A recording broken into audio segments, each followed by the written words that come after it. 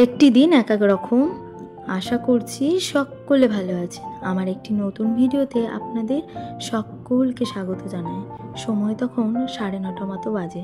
সকালে আজ এই ব্ল্যাঙ্কেটগুলো রোদে দিয়ে দিয়েছি, জানেন শীতটা বেশ পড়ছে আস্তে আস্তে। তো সেই মতো ভাবলাম না এগুলো রোদে দিয়ে দিই, তাহলে 1 বছর ধরে যে থাকে সে গন্ধটা যেন তো চলে যায়, আর বেশ ভালোও লাগে।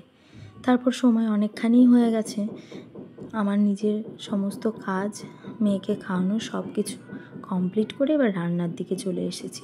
দুপুর তখন 12টা মতো বেজে গেছে। তো এই যে ডিমের মামলেট করে ঝোল হবে, তো আজকের মামলেটটা ওই যে পাটিসাপটার মতো করে মামলেটটা করব।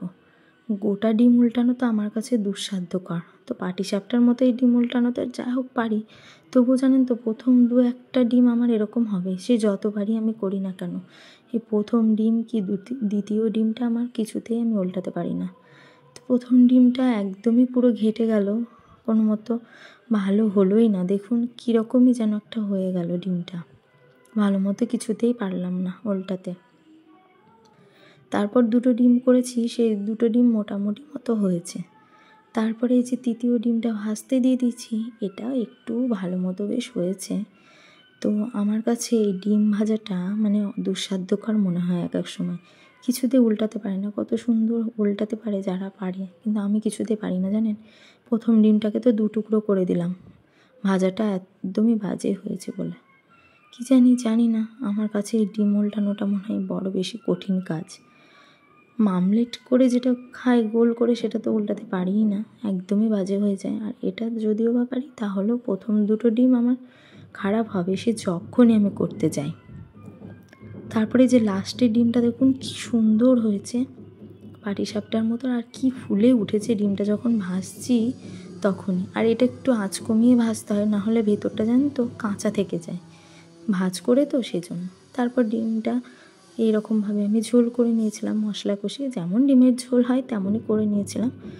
তো বেশ ভালো লাগে জানেন, এই মামলেট করা ডিমের ঝোলটি আমাদের বাড়ির সকলে খেতে ভালোবাসে, খুব ভালোবাসে। আমার মেয়েও খুব ভালোবাসে, আর আমার তো দুর্দান্ত লাগে এভাবে ঝোল করে খেতে। একঘেয়েমি গোটা ডিমের ঝোলের থেকে দেখবেন মাঝে মধ্যে এরকম পাটিসাপটা করে ডিম ভেজে ঝোল করবেন, দেখবেন সত্যি খুব খেতে ভালো লাগে। তারপর দুপুরে দেখছি একটু ছাদের দিকে এলাম, তো দেখছি মিস্ত্রিরা তাদের কাজ শুরু করে দিয়েছে। এই যে টালিগুলো বসিয়ে সেট করে করে দেখছে যে কোন ডিজাইনটা কোনখানে বসলে বেশ ভালো লাগবে। তারপর সময় অনেকখানি হয়ে গেছে, আমার রান্না ওইদিকে কমপ্লিট, 2টো মতো বেজে গেছে তখন প্রায়। মেয়েকে এসে খেতে দিয়ে দিচ্ছি, তা মেয়ের আজ বায়না হয়েছে নিজে একা হাতে খাবে।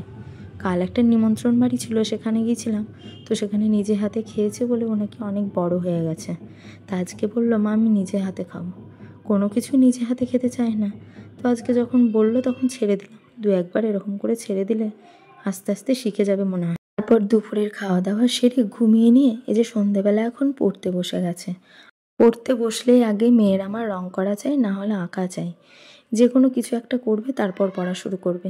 তো এই ড্রয়িং বুকটা বেশ ভালোই জানেন, একটাতে কালার করা আছে মাছগুলোতে, আর একটাতে রং ভরতে হবে।